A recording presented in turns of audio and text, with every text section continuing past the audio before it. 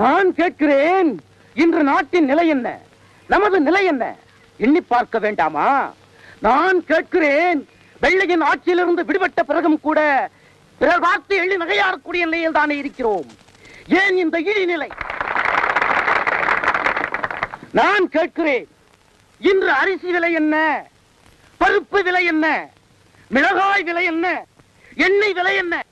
நான் கேட்கிறேன் தோழர்களே, இன்று நாடு எங்கு போய்க் கொண்டிருக்கிறது? அதனால் தான் கூறுகிறேன், இந்த 7 வர்ண கொடியின் கீழ் என்னால் ஆரம்பிக்கப்பட்டிருக்கும் இந்த புதிய கட்சியின் கீழ் அனைவரும் அணிதிரண்டு வாருங்கள் என்று உங்களை நான் கேட்டுக்கொள்கிறேன். நான் கேட்கிறேன், பெரியோர்களே, தாய்மார்களே, உங்கள் சார்பாகவும் என் சார்பாகவும் திருவாளர் நான் கேட்கிறேன் அவர்களுக்கு இந்த மலர் மாலையை பொன்மாலையாக சூட்டுகிறேன். அண்ணே, ஒழுங்கா மரியாதையா இப்பவே மீட்டிங்க முடிச்சுக்கிட்டு எதிர்த்தாப்புல நிக்கிற ஜீப்பு கிட்ட வந்து சேரல, உருப்படியா வீடு போய் சேர மாட்டேன். பெரியோர்களே, தாய்மார்களே, அடுத்த கூட்டத்திலே பேச அவசர அழைப்பு வந்திருப்பதால் என்னுடைய உரையை முடித்துக் கொண்டு விடைபெறுகிறேன்.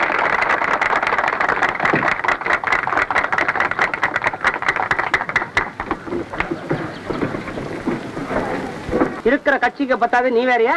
ஏதோ என்னால் ஆனது. உண்ண உணவு, உடுக்க உடை, இருக்க இடம் அப்படின்னு சொன்னா போதுமா? வந்துருமாயா? ஏயா ஆழம் அடிச்சு இழுத்துட்டு வந்துட்டு கலாட்டாவை பண்ற?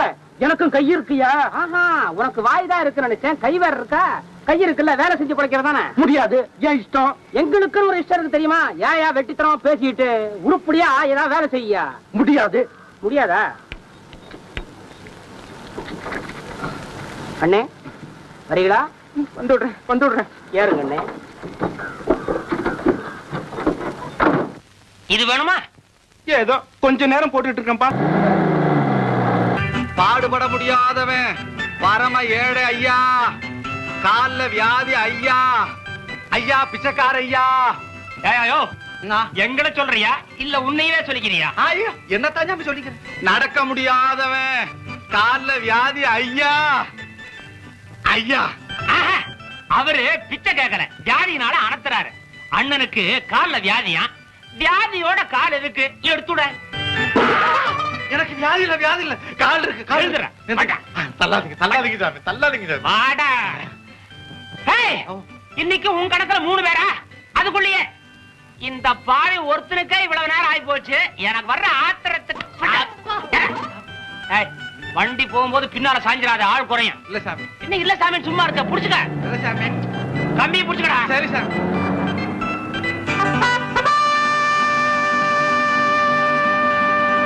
நமக்கு இந்த இடத்தை கொடுத்தவரு சிவபிரகாச ஐயா. ஆனா நம்ம எல்லாம் ஒண்ணு சேர்க்க பாடுபட்டவங்க ரவியும் ராஜாவும் தான். இந்த 2 பேருமே நம்ம கிராமத்துக்கு தலைவர்களா இருப்பாங்க. ஏன் நான் சொல்றது உங்களுக்கு சம்மதம் தானே?